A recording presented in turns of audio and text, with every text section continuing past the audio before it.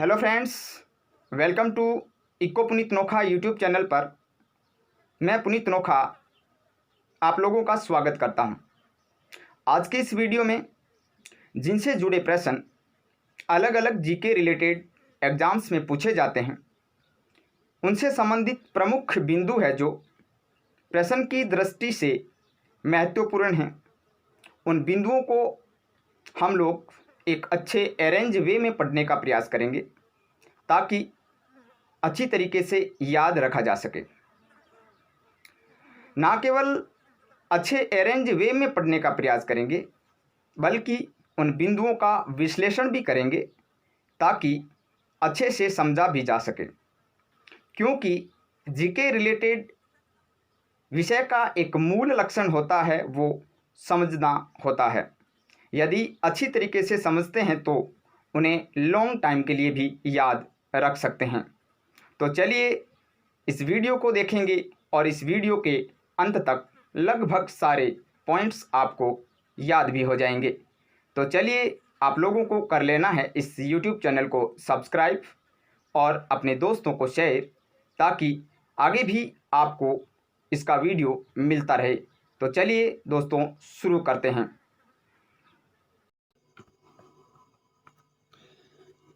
आज के इस वीडियो में जो है हमारा मध्यकालीन भारतीय सीरीज के अंतर्गत हम लोग पढ़ रहे हैं सल्तनत काल।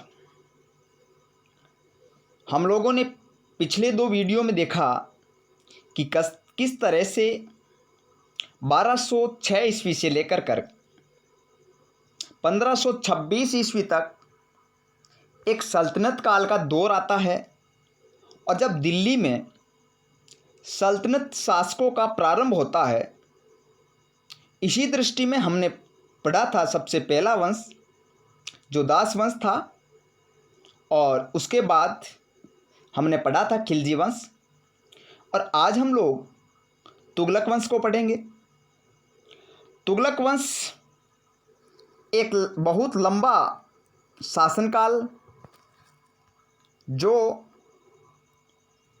1320 से लेकर के 1398 तक चलता है, और कहीं कहीं हमें ये भी देखने को मिलता है कि उसका शासनकाल 1320 से लेकर के 1344 तक चलता है, क्योंकि फिरोज शाह तुगलक के बाद में काफ़ी शासक ऐसे भी हुए थे जो अपने छोटे पीरियड के कारण, अपने छोटे शासनकाल के कारण जाने जाते हैं, और उन्होंने धीरे धीरे करके इस तुगलक वंश को और आगे बढ़ाया, और अंततः वह 1414 में समाप्त हो गया। 1414 में ही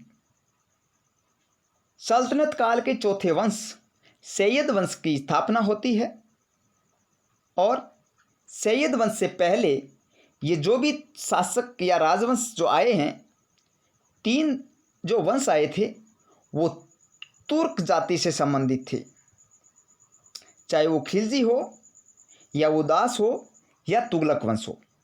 तुगलक वंश सल्तनत काल के जो तुर्क जाति से संबंधित एक वंश था, जो अंतिम वंश है।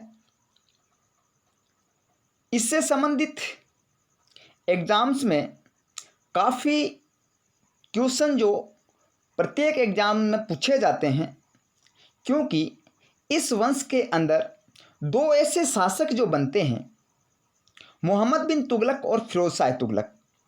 मोहम्मद बिन तुगलक को हम MBT कहते हैं, इससे संबंधित, और फिरोज शाह तुगलक से संबंधित भी काफ़ी क्वेश्चन बनते हैं जो PT और मेंस की दृष्टि से महत्वपूर्ण है। मैंने इन्हीं से संबंधित जो क्वेश्चन बनते हैं उन्हीं बिंदुओं को मैंने शॉर्ट लिस्टेड किए हैं, और उन्हीं बिंदुओं को समझाने का प्रयास करूंगा और आपको याद भी करा दूंगा। तो चलिए दोस्तों शुरू करते हैं आज का टॉपिक तुगलक वंश। तुगलक वंश जो है, इसका शासनकाल 1320 से लेकर के 1398 तक, या 1320 से 1414 तक। सबसे पहले हम बात करते हैं शासक गियासुद्दीन तुगलक, या इसको हम गयासुद्दीन तुगलक भी कहते हैं। गियासुद्दीन तुगलक जो है वो तुगलक वंश के संस्थापक माने जाते हैं। संस्थापक जो है वो तुगलक वंश के गियासुद्दीन तुगलक या गियासुद्दीन तुगलक, और इनका शासनकाल जो है वो 1320 से लेकर के और 1325 तक चलता है। 5 वर्षों का शासनकाल।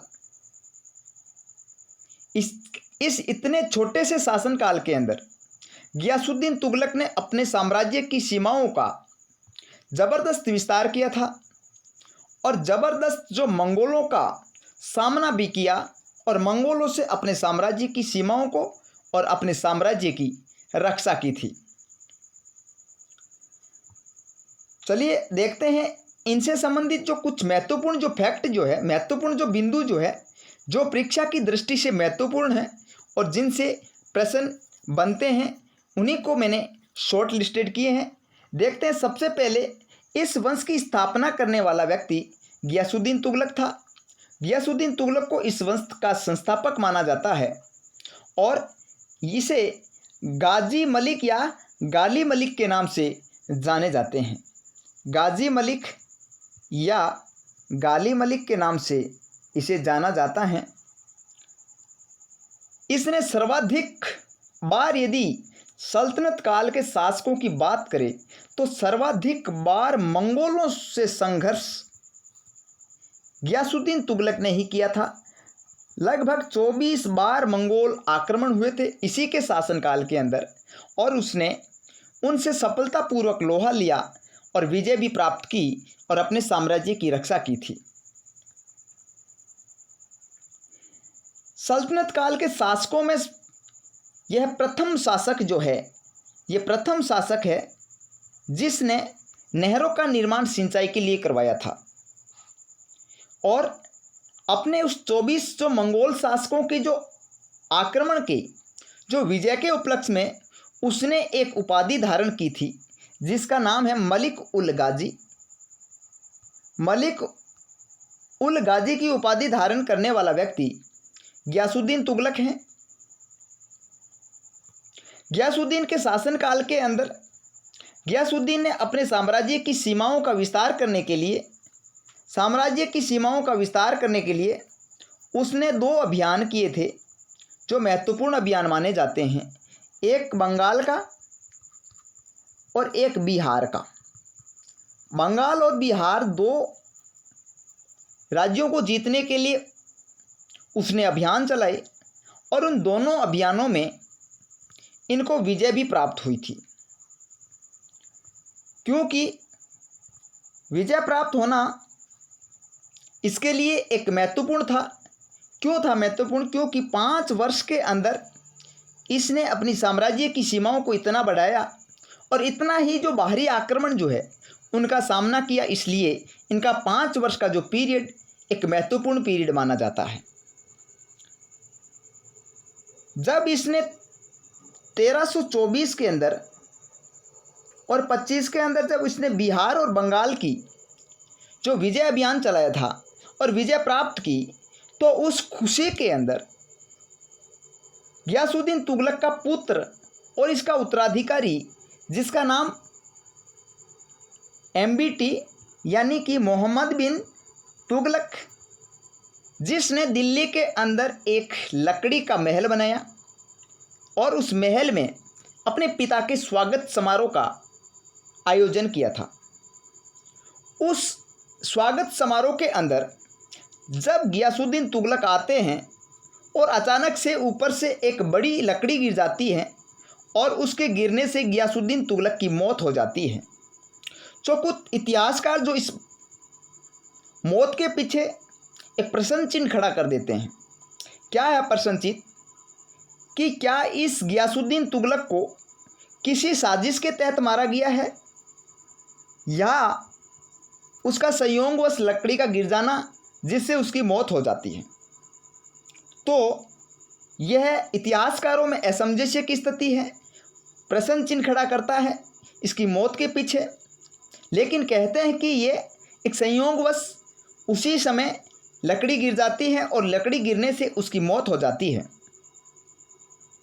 इस मौत के बाद में उसका पुत्र, जिसका नाम मोहम्मद बिन तुगलक, जो शासक बनता है और यह 1325 के अंदर शासक बनता है और 1351 तक शासन करता है।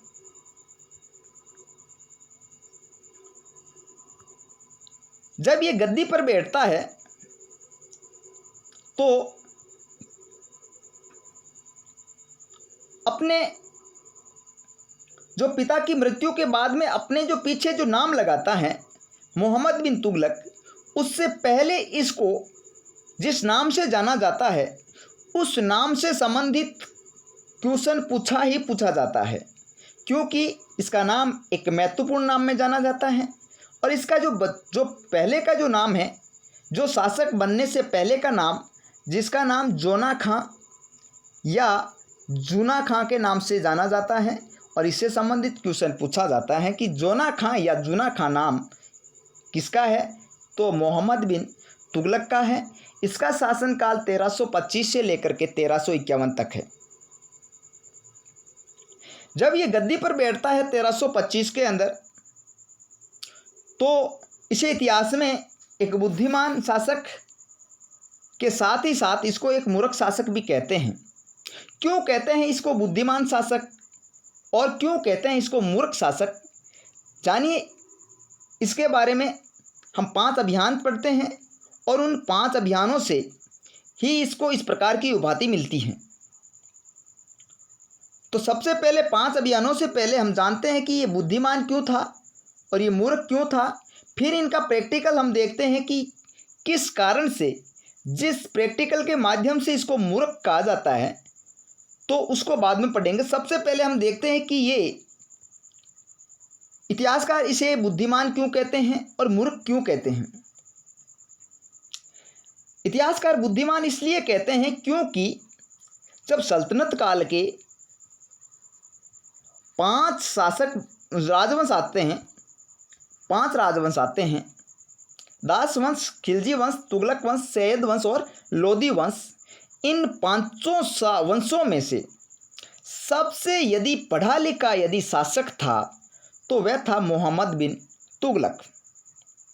इतना पढ़ा लिखा, इतना बुद्धिमान व्यक्ति था कि इसकी सोच, जो व्यक्ति आज से 200 वर्ष तक नहीं सोच सकता, यानी कि 200 वर्ष बाद क्या होने वाला है, उस बात को उसने उसी वक्त सोचना शुरू कर दिया था। और उस कार्य को सोचना ही शुरू नहीं किया था, बल्कि उस कार्य को उस समय करना भी शुरू कर दिया था। इसलिए इसको बुद्धिमान कहते हैं।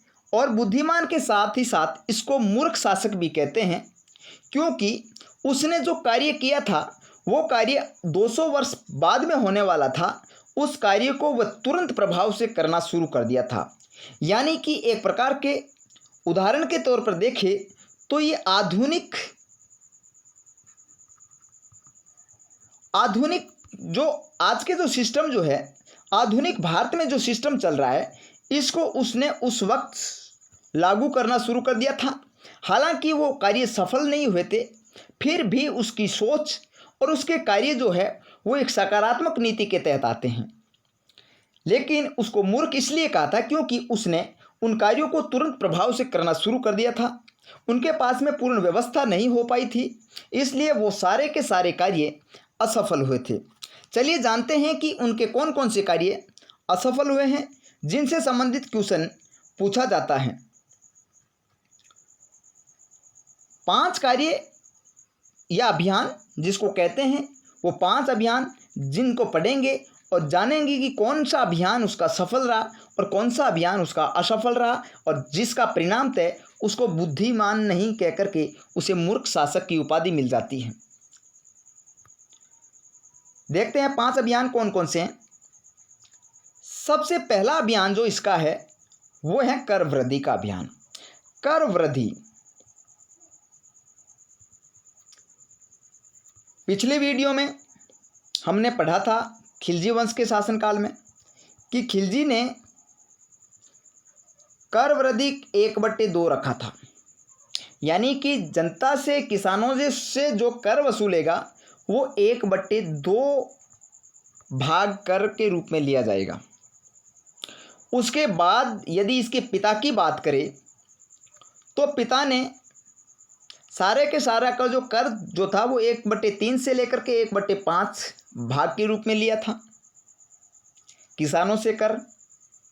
लेकिन इसने एक ऐसा क्षेत्र चुना जहाँ पे अच्छी उपज हो और जो उपजाऊ मैदान हो। उस मैदान के अंतर्गत जितने भी किसान वर्ग आते थे उन किसानों से उसने कर लेना शुरू कर दिया था, और वो भी कर 1/2 भाग के रूप में लेना शुरू कर दिया था। इसलिए इसने जो कर वृद्धि का जो ये सिस्टम अपनाया था उस क्षेत्र को 2 आब वाला क्षेत्र कहते हैं। 2 आब अर्थात 2 नदियों के बीच में जो उपजाऊ जो मैदान है, जहाँ पे अच्छी जलवायु है और वहाँ पे अच्छी खेती की जा सकती है, वहाँ के किसानों से ये 1/2 भाग के रूप में कर वसूलता है। लेकिन किस्मत इनका इतना खराब कि उसी वक्त जिस वक्त ये कर लगाता है उस वक्त उस दोआब क्षेत्र के अंदर अकाल पड़ जाता है, और अकाल के कारण तथा एक बहुत बड़ी महामारी फैल जाती है जिसका नाम प्लेग नामक एक महामारी फैल जाती है और अकाल पड़ जाता है। तो किसान वर्ग इनसे परेशान होते हैं, इनसे नुकसान उठाना पड़ता है और वहाँ कृषि नहीं होती है। लेकिन नहीं होने के बावजूद भी मोहम्मद बिन तुगलक किसानों से ज़बरदस्ती कर वसूलता है और वे दे नहीं पाते हैं। इसी के परिणाम स्वरूप उसकी कर वृद्धि का जो अभियान जो है वो असफल माना जाता है और असफल हो जाता है। अकाल और महामारी के कारण इसका ये कर जो अभियान था वो असफल हो जाता है। इसके बाद में दूसरा इसने जो अभियान चलाया था वो चलाया था जो राजधानी परिवर्तन का जो अभियान चलाया था। उस राजधानी परिवर्तन के अंदर भी उसको असफलता मिलती है। क्यों मिलती है असफलता? क्योंकि इसने जो राजधानी जो परिवर्तन का अभियान चलाया उसमें न केवल इसने जो दरबारी थे, दरबार में रहने वाले लोग थे, मंत्री थे, उन्हीं को राजधानी परिवर्तन में नहीं लेके गए, बल्कि उसने एक आदेश जारी किया कि सारी की सारी जनता दिल्ली से देवगिरी चलेगी। और ये जो आदेश 1327 के अंदर देता है, 1327 के अंदर देता है। जब ये 1327 के अंदर आदेश देता है कि जनता दिल्ली से देवगिरी चले, और जब जनता वहाँ से पैदल रवाना होती है तो कहते हैं कि कुछ लोग प्यास और भूख की वजह से बीच रास्ते में ही ख़त्म हो जाते हैं, अपना दम तोड़ देते हैं। लेकिन कुछ समय बाद फिर से ये जब 1335 के अंदर देवगिरी से वापस दिल्ली की ओर आते हैं, वही सेम आदेश देती है जनता को कि हम लोग देवगिरी से फिर से दिल्ली जाएंगे। और जब ये दिल्ली में आते हैं तो ये जल्दी से अपनी व्यवस्था स्थापित नहीं कर पाते हैं, और आखिरकार ये राजधानी परिवर्तन का जो सिस्टम था ये भी असफल हो जाता है। इस असफलता के पीछे कुछ इतिहासकार जो है वो अपना मत रखते हैं कि क्यों उसने राजधानी परिवर्तन की, इसके पीछे लॉजिक क्या था उसका। तो एक बर्नी नामक इतिहासकार जो है वो कहता है कि उसने जो देवगिरी को राजधानी बनाने का उसने विचार किया था तो वह इसलिए किया था क्योंकि ये जो देवगिरी जो है वो एक मिड पॉइंट है, यानी उस केंद्र बिंदु पर है, सेंटर लेवल में है। तो वह उससे सारी जगह प्रशासन को अच्छी तरीके से संभाल सकता है, या इधर से जो मंगोल आक्रमण हो रहे हैं उससे भी बच सकता है। इसलिए इसने इस राजधानी को दिल्ली से देवगिरी स्थानांतरित करने का विचार किया था। लेकिन एक मोरक्को का यात्री था जो 1333 के अंदर मोहम्मद बिन तुगलक के शासनकाल में भारत आता है, और मोहम्मद बिन तुगलक उसको देख करके खुश होते हैं और उसी को एक काजी के रूप में दिल्ली में एक काजी का पद दे देते हैं, और वह उस पद के द्वारा अपने साम्राज्य में, जो मोहम्मद बिन तुगलक का साम्राज्य है, वहाँ पे अपनी छवि मजबूत करते हैं। और वह इनके बारे में जो अपना स्टेटमेंट देते हैं राजधानी परिवर्तन का, वह यह देते हैं कि जो दिल्ली के जो लोग हैं वो मोहम्मद बिन तुगलक को गंदी गंदी गालियों वाला लेटर भेजते थे, और उन गंदी गालियों से और लेटर पढ़ करके मोहम्मद बिन तुगलक परेशान हो जाता है और अपनी राजधानी को देवगिरी के लिए परिवर्तित कर देता है। तो ये भी इसका स्टेटमेंट आता है। दो इतिहासकार है जो हैं ये अपना स्टेटमेंट देते हैं। इन स्टेटमेंट को याद रखना है, इन पॉइंटों को हमें ध्यान से पढ़ना है, देखना है। लेकिन इसका जो मुख्य कारण था वो क्या था? इसका मुख्य कारण यही था क्योंकि राजधानी को वह केंद्र में स्थापित करना चाहता था, और केंद्र में स्थापित करने से जो उसकी साम्राज्य की सीमाओं को संभालना और बाहरी आक्रमणों से बचना, ये दोनों इसके लिए फ़ायदेमंद था। इसलिए इसने दिल्ली से देवगिरी राजधानी को स्थानांतरित करने का विचार किया था। इसलिए जो मुख्य कारण बताते हैं कि राजधानी को केंद्र में स्थापित करना चाहता था। तीसरा जो अभियान इसका आता है वो यह है कि इसने सांकेतिक मुद्रा जो है उसका चलन शुरू किया था।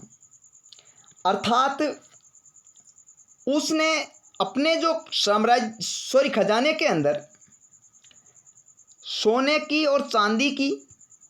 सोने चांदी का यहाँ पे कमी महसूस होने लगा, और उस कमी को देखते हुए मोहम्मद बिन तुगलक ने जनता को आदेश दिया था कि आप लोग सोना और चांदी का जो सिक्का जो है वो मेरे पास लेके आए, और यहाँ से तांबे और पीतल के सिक्के जारी कर देता है और जनता को बांट देता है। अब जब ये सिक्के बाज़ार में जाते हैं और देखते हैं ही देखते जनता ने इनकी नकल करना शुरू कर दी, और नकल करके अपने घरों में ही इस प्रकार के सिक्के ढालना शुरू कर देते हैं, और जितने सिक्के मोहम्मद बिन तुगलक ने जारी किए थे उससे कई गुना सिक्के बाज़ार में उपलब्ध हो गए। इससे साम्राज्य के अंदर एक अव्यवस्था फैल जाती है, और जब राजा को पता चलता है, मोहम्मद बिन तुगलक को पता चलता है कि इस प्रकार के सिक्के जो नकली सिक्के जो हैं वो बहुत संख्या में आ गए हैं, तो उसने फिर से आदेश दिया कि अब आप लोग जो तांबे के सिक्के हैं या जो पीतल के सिक्के जो हैं वो लेके आए और यहाँ से सोने और चांदी के सिक्के लेके जाएं। तो जनता ने जो नकली सिक्के थे वो भी जमा कराए, और जो उसने जारी किए थे वो भी जमा कराए। हालांकि कहते हैं कि मोहम्मद बिन तुगलक ने, जो एक बुद्धिमान व्यक्ति था, उसने जो जारी किए थे सिक्के, उसी सिक्कों के आधार पर उनको सोने और चांदी के सिक्के बांटना शुरू कर दिए। लेकिन उससे कई गुना में जो नकली सिक्के थे उसका ढेर लग गया। अब देखते ही देखते इनकी स्थिति ये हो गई थी कि जो पहले से ही उसके सोना और चांदी के भंडार खाली थे, अब वो वापस उसके भंडार खाली हो गए। दोबारा से इसने सिक्के बांटना शुरू कर दिए और तांबे के और पीतल के सिक्के लेना शुरू कर दिए। तो ये इसका जो सांकेतिक जो मुद्रा का जो है ये भी अभियान इसका असफल हो जाता है। चौथा अभियान इसने चलाया था खुरासान अभियान, जो मध्य एशिया में पड़ता है। और ये खुरासान अभियान क्या था कि मध्य एशिया के अंदर जो मंगोल आक्रमण करते थे यहाँ भारत में, वो मध्य एशिया से आते थे। और मध्य एशिया में मंगोल जो है वो एक तरीके से समाप्त हो गए थे, उनका शासन समाप्त हो गया था। और उस शासन को समाप्त होते हुए देख करके या वहाँ की स्थिति को इस प्रकार जो परिस्थिति के अनुसार जो खराब स्थिति थी उनको देखते हुए यहाँ से मोहम्मद बिन तुगलक ने कहा था कि अब वहाँ हम आक्रमण करके हम लोग वहाँ पर कब्जा कर सकते हैं और अपने साम्राज्य को वहाँ तक बढ़ा सकते हैं। तो उसने एक सेना तैयार की थी, 3,70,000 की सेना तैयार करता है। और उस सेना के लिए उसने एक वर्ष का वेतन जो है वो नगद में दे दिया था। और उस सेना के लिए अन्य व्यवस्था भी की थी जिसका खर्चा इसको उठाना पड़ा, वो भी शुरू के अंदर।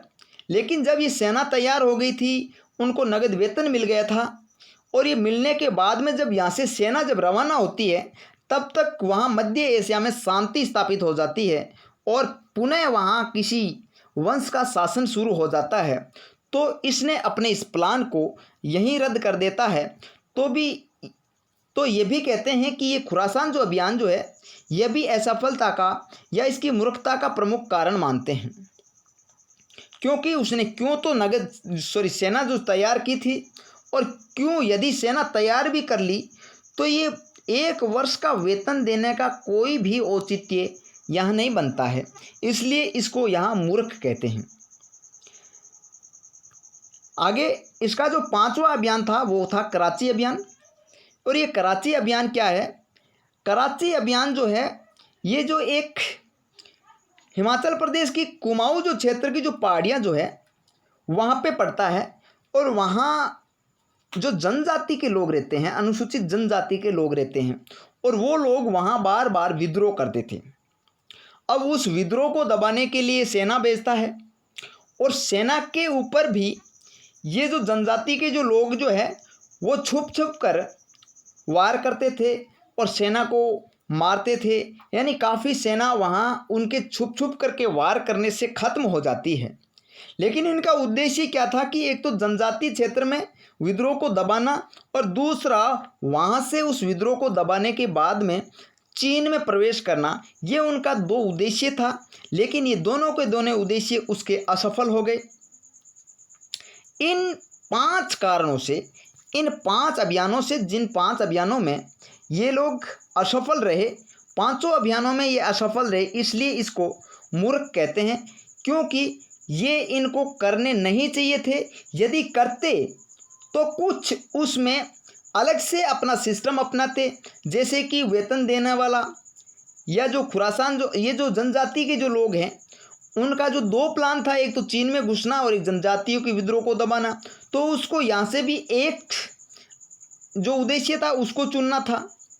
या जो राजधानी परिवर्तन का जो है, यदि राजधानी उसने परिवर्तन कर भी दी तो पुनः नहीं आने का था। यानी कि इस प्रकार की उनमें जो मूर्खता के जो लक्षण दर्शाते हैं, यही उसकी मूर्खता का प्रमुख कारण है, और इसी वजह से उनको मूर्ख शासक की उपाधि मिल जाती है।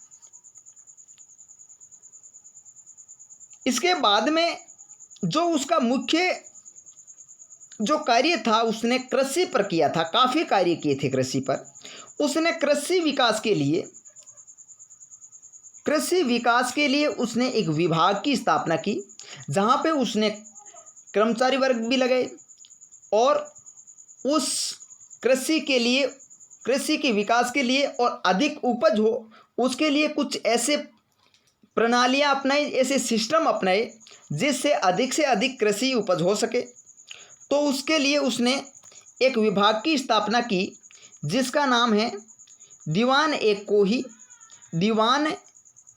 कोही, या इसको हम अमीर ए कोही भी बोलते हैं। अमीर ए कोही भी इसी को बोलते हैं, अमीर ए कोही भी इसी को बोलते हैं। अर्थात एक क्षेत्र चुना जिसमें, यानी एक क्षेत्र अर्थात कृषि, जिसमें किसानों के लिए बेल दे दिए, किसानों के लिए बीज वगैरह दे दिए, किसानों के लिए सिंचाई व्यवस्था की थी, किसानों के लिए अधिकारी वर्ग नियुक्त किए थे। यानी जो अधिकारी वर्ग जिनको सौंप रखी थी कि इस प्रकार की कृषि जो है जो उपजाऊ हो वो किसानों में बांटी जाए, किसानों को ये पैसे दिए जाए जिनसे वह उपकरण खरीद सके। तो इस प्रकार की जो व्यवस्था इसने स्थापित की थी, लेकिन यह व्यवस्था भी असफल हो गई थी, क्योंकि इसके द्वारा जो लगाए गई जो अधिकारी वर्ग है उसने जिस प्रकार की खेती देनी चाहिए थी उस प्रकार की खेती वह देता नहीं है, और वह इस प्रकार की खेती देना शुरू कर दिया था जहाँ पे खेती होती नहीं है, जो अनउपजाऊ भूमि थी इस प्रकार की भूमि देना शुरू कर दिया। और किसानों ने इस प्रकार की भूमि में कृषि करना भी उचित नहीं समझा, और आखिरकार इसका ये भी प्लान असफल हो गया। आगे इसी के शासनकाल में मैंने पीछे भी बताया था कि मोरक्को का जो इब्न बतूता जो है इससे संबंधित क्वेश्चन पूछते हैं कि इब्न बतूता जो है मोरक्को का यात्री था।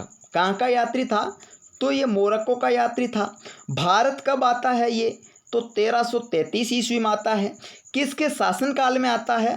तो ये मोहम्मद बिन तुगलक के शासनकाल में आता है, और उसी के दरबार में एक दरबारी बन जाता है और उसको दिल्ली के अंदर काजी नियुक्त करता है, और वह काजी के पद पर रहते हुए एक पुस्तक लिखता है जिसका नाम रहला नामक पुस्तक लिखता है। और उस पुस्तक में उसने जब मोरक्को से भारत आता है और भारत में जो काजी के पद पर रहता है तब तक के सारे विवरण उसी रहला पुस्तक में लिखता है। इसलिए ये भी पूछते हैं कि ये रहला पुस्तक किसकी है? तो यह पुस्तक अपने मोरक्को के इब्न बतूता की है, जो 1333 के अंदर भारत आता है और मोहम्मद बिन तुगलक के दरबार में रहता है। इसलिए इसको भी याद करना ज़रूरी है, याद रखना ज़रूरी। इसके बाद में इसने जो मोरक्को के शासक ने इनसे जब मांग की थी कि हमारे यहाँ कुछ राजदूत भेजिए जो आपके वहाँ के राजदूत हो, तो इसने इब्न बतूता को मोहम्मद बिन तुगलक ने इसको राजदूत के रूप में चीन भेजता है 1342 के अंदर। तो इब्न बतूता से संबंधित 5-4 जो महत्वपूर्ण जो पॉइंट बनते हैं, एक तो उसकी पुस्तक के बारे में, और एक तो वह कहाँ का था, किसके शासनकाल में आया था और कब आया था, और चीन में राजदूत के रूप में कब गया था। तो ये 5-4 पॉइंट इनसे संबंधित महत्वपूर्ण बनते हैं। इसके बाद जब यह शासक था उस वक्त उसने अपने पिता के समय ये दक्षिण भारत में था, और दक्षिण भारत में इनकी रुचि भी थी, क्योंकि दक्षिण भारत में अपने पिता के शासनकाल के दौरान काफ़ी विद्रोह को दबाना या काफ़ी राज्यों को हड़पना, इस प्रकार की उसने सफलता प्राप्त की। और उसके बाद जब ये 1327 के अंदर जब ये दिल्ली को देवगिरी में राजधानी के रूप में परिवर्तित कर देता है, और उसके बाद जब वहाँ से वापस परिवर्तित दिल्ली की ओर करता है, तो पीछे से जो हिंदू लोग जिसने विजयनगर की स्थापना की थी हरिहर बुक्का ने 1336 के अंदर, और 1335 के अंदर उसने देवगिरी को पुनः दिल्ली में स्थानांतरित किया, और पीछे से एक नए साम्राज्य की स्थापना हो जाती है विजयनगर की। और कुछ समय बाद जब 10-11 वर्ष बाद एक बहमनी नामक नए राज्य की भी स्थापना होती है, तो यह मुसलमानों ने की थी और ये हिंदुओं ने की थी। इसलिए 2 नए राज्य इसी के शासनकाल में स्थापित हो जाते हैं। जहाँ पना नामक एक नगर जो है वो नई दिल्ली में इसी ने बनाया था। जहाँ पना नामक नगर दिल्ली में इसी ने बनाया था। दिल्ली के अंदर मोहम्मद बिन तुगलक ने निजामुद्दीन औलिया का जो मकबरा है उसका भी निर्माण किया था। इसकी मृत्यु सिंधु नदी के किनारे थट्टा नामक स्थान पर हो जाती है। थट्टा नामक स्थान पर इसकी मृत्यु हो जाती है, और इसकी मृत्यु के बाद जब एक इतिहासकार जो है वो इसके बारे में कुछ कथन कहता है, और इस कथन से संबंधित क्वेश्चन काफ़ी बार आया हुआ है क्योंकि बड़े लेवल के एग्जाम्स में आता है इस प्रकार का क्वेश्चन। आईपीएस हो, चाहे वो पीसीएस हो, या पंजाब सिविल सर्विस हो, या राजस्थान की जो आरपीएससी से संबंधित आरएस हो, इस प्रकार के एग्जाम्स में इस प्रकार का क्वेश्चन पूछते हैं फैक्ट से संबंधित। तो फैक्ट क्या है, इसका कथन क्या है? बदायूनी ने इसके बारे में एक कथन कहा था कि अंततः लोगों को उससे और उसे लोगों से मुक्ति मिल गई। यानी कि ये कथन किसका है कि अंततः लोगों को उससे और उसे लोगों से मुक्ति मिल गई? तो ये कथन बदायूनी का है। किसके संबंध में है? तो मोहम्मद बिन तुगलक के संबंध में है। किसके संबंध में? मोहम्मद बिन तुगलक के संबंध में।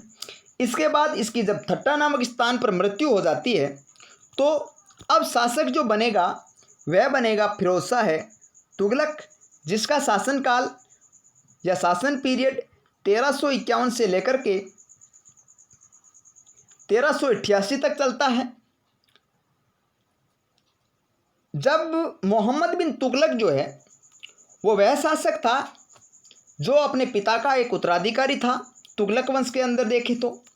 लेकिन ये जो फिरोज शाह तुगलक जो है वो एक अपने पिता का उत्तराधिकारी नहीं है, क्योंकि फिरोज शाह तुगलक इसका एक चचेरा भाई था।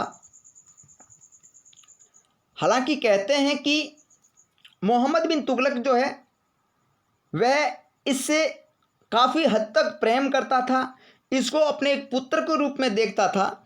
और अन्य जो सरदार वर्ग जो थे मोहम्मद बिन तुगलक के शासनकाल में, उन्होंने भी इसी को स्वीकार किया था। और काफ़ी कुछ मनाने के बाद में जो उलेमा वर्ग वगैरह थे या सरदार जो लोग थे, उन्होंने इसी को अगला तुगलक वंश का उत्तराधिकारी घोषित कर दिया। काफ़ी कुछ मनाने के बाद में फिरोज शाह तुगलक जो है वो यहाँ का शासक बनता है। सबसे पहला इनका जो राज्याभिषेक जो होता है, प्रथम राज्याभिषेक 1351 के अंदर, वो होता है सिंधु नदी के तट पर ठट्टा नामक स्थान पर होता है। और दूसरी बार उसका 1351 में ही जो राज्याभिषेक होता है वो दिल्ली के अंदर होता है। 1351 में उसका राज्याभिषेक बनना नहीं चाहता था या सरदारों ने इसको बना दिया, कोई नहीं, लेकिन इससे संबंधित कोई क्वेश्चन नहीं पूछेगा।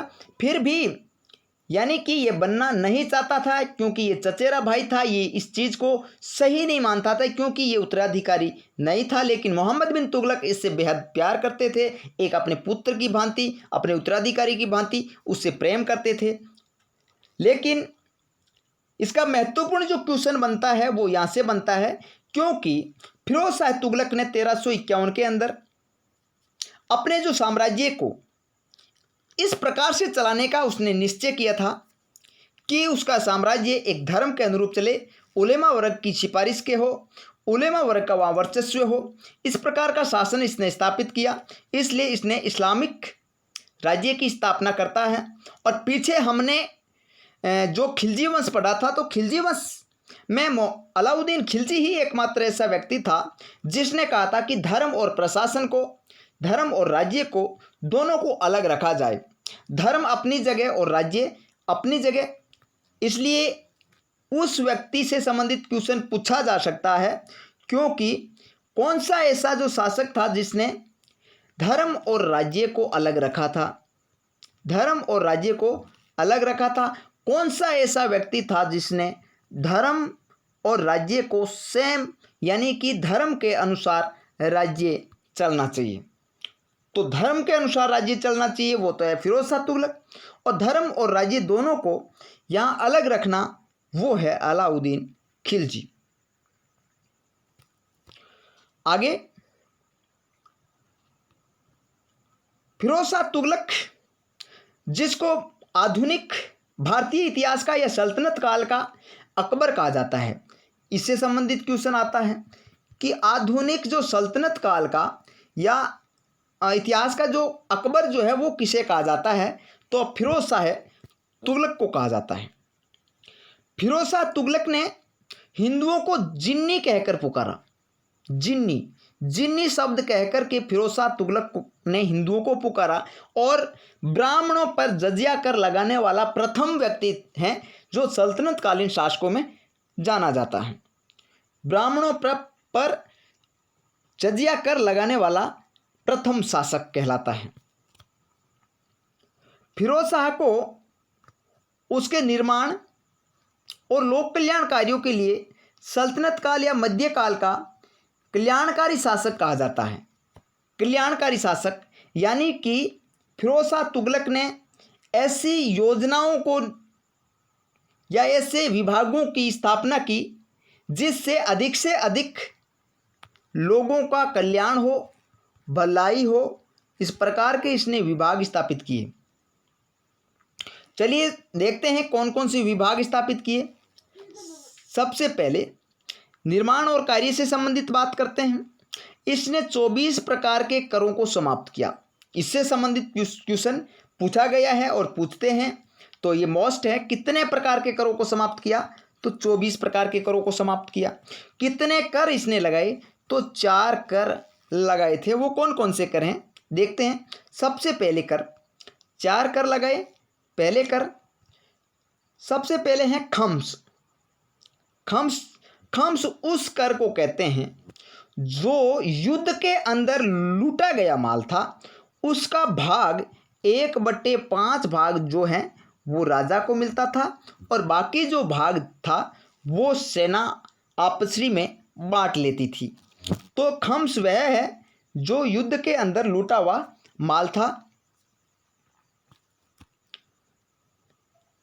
आगे दूसरा जो है, पहला खम्स, दूसरा खराज। खराज जो है वो लगान के रूप में लिया जाता था, यानी किसानों को जो कृषि के लिए जो भूमि दी जाती थी और उसके बदले में जो लगान लिया जाता था उसको खराज कहा जाता है।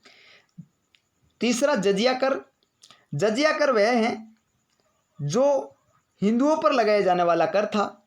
जकात जो मुस्लिमों पर लगाया जाने वाला कर था। ये 4 प्रकार के इसने कर लगाए अपने शासन पीरियड के अंदर।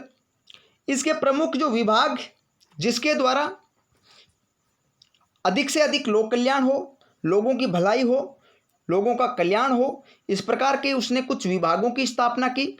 जैसे पहले हैं दीवान बंदगाह।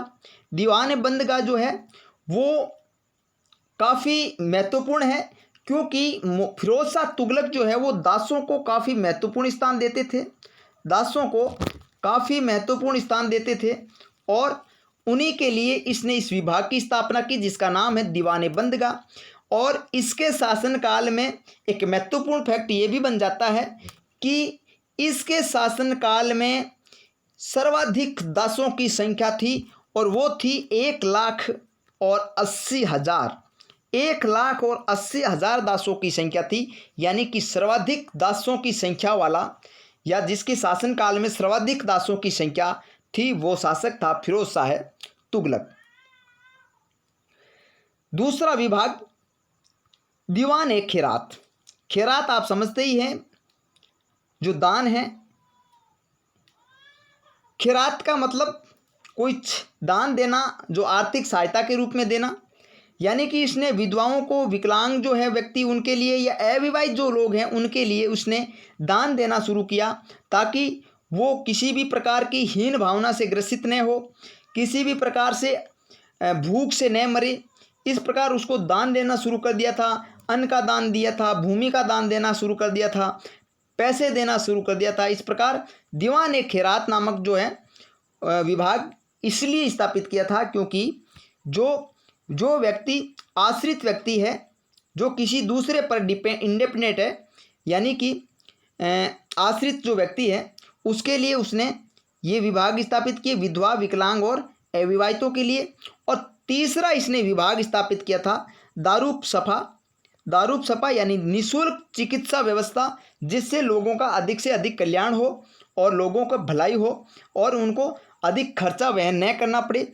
इसलिए उसने इस प्रकार के एक निःशुल्क चिकित्सा विभाग की भी स्थापना करता है।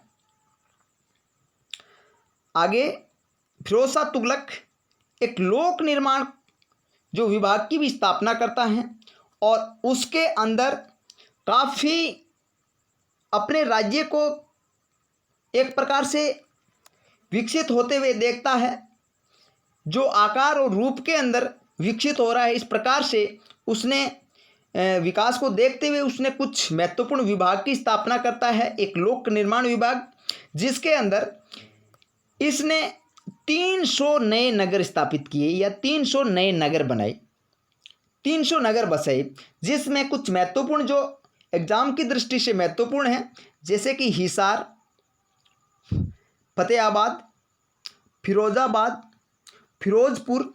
इस प्रकार ये कुछ महत्वपूर्ण जो है ये परीक्षा की दृष्टि से महत्वपूर्ण है। यानी इन शहरों की स्थापना किसने की थी, इन नगरों की स्थापना किसने की थी, तो फिरोज शाह है तुगलक। सबसे पहले याद करने के लिए जो फी आ रहा है, फिरोजपुर, फिरोजाबाद या फतेहाबाद, यानी फिरोज शाह तुगलक ने की थी, या हिसार जो है ये फिरोज शाह तुगलक द्वारा बनाए गए नगर हैं। आगे इसने 300 के करीबी नहरों का निर्माण करवाया था, यानी कि 5 बड़ी नहरें और अन्य काफ़ी छोटी नहरों का निर्माण करवाया था जो सिंचाई के लिए बनाई गई थी। और इसमें से मैंने कुछ प्रमुख जो नहरें हैं, 2-3 नहरें मैंने ली हैं जो परीक्षा की दृष्टि से महत्वपूर्ण है। एक यमुना से उलुग खानी नहर जो है यमुना से निकाली गई थी। एक सतलज से निकाली गई जो नहर है उसका नाम है रजवाई नहर, जो महत्वपूर्ण थी। और अन्य कुछ छोटी नहरें थी और कुछ नए तालाब और कुएं भी बनाए थे जो सिंचाई के लिए महत्वपूर्ण थे।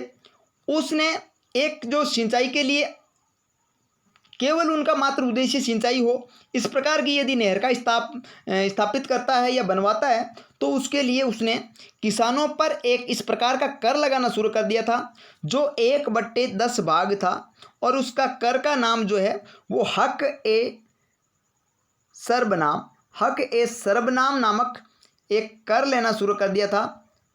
उसका नाम है हक ए सर्बनाम, जो सिंचाई जिस नहर से होती हैं केवल मात्र उद्देश्य सिंचाई करना हो, उस सिंचाई करने वाले किसान पर एक टैक्स लगता था, एक कर लगता था जिसका नाम हक ए सर्बनाम, जो सिंचाई टैक्स था वो 1/10 था। इस फैक्ट को याद रखना है क्योंकि ये महत्वपूर्ण फैक्ट है। उसके अलावा इसने 1200 से अधिक बाग भी लगाए थे। इसने अपने ग्रंथों के लिए जो अनुवाद विभाग की भी स्थापना की थी। इसके शासनकाल में कुछ महत्वपूर्ण वास्तुकार थे जिसका नाम गाजी, सहना और मलिक, जो महत्वपूर्ण जो वास्तुकार हैं। इसके अलावा उसने जो सिक्के जारी किए थे, ये एकमात्र ऐसा सुल्तान था और प्रथम सुल्तान था जिसने अपने जो शासन पीरियड में जो सिक्के जारी किए थे उस सिक्के पर खलीफा का चित्र अंकित करवाया था। यानी कि खलीफा का चित्र अंकित करवाने वाला जो सिक्कों पर वह प्रथम शासक, प्रथम सुल्तान जो था वो था फिरोज शाह तुगलक।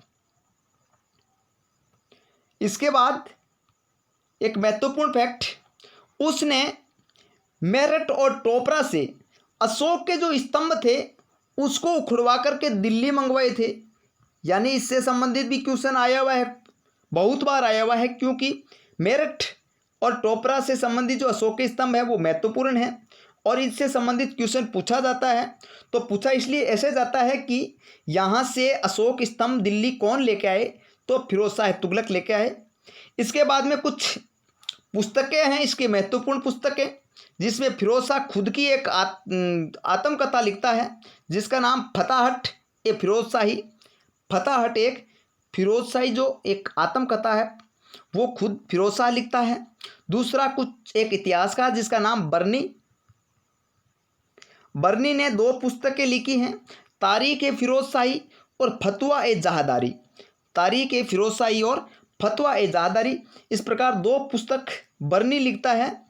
तो अब यहाँ आज का टॉपिक समाप्त हो जाता है और मुझे उम्मीद है कि आप लोगों को समझ में आया है। और समझ में नहीं आया है, जहाँ कहीं गलती भी हो गई है तो आप मुझे नीचे कमेंट बॉक्स में कमेंट कर सकते हैं।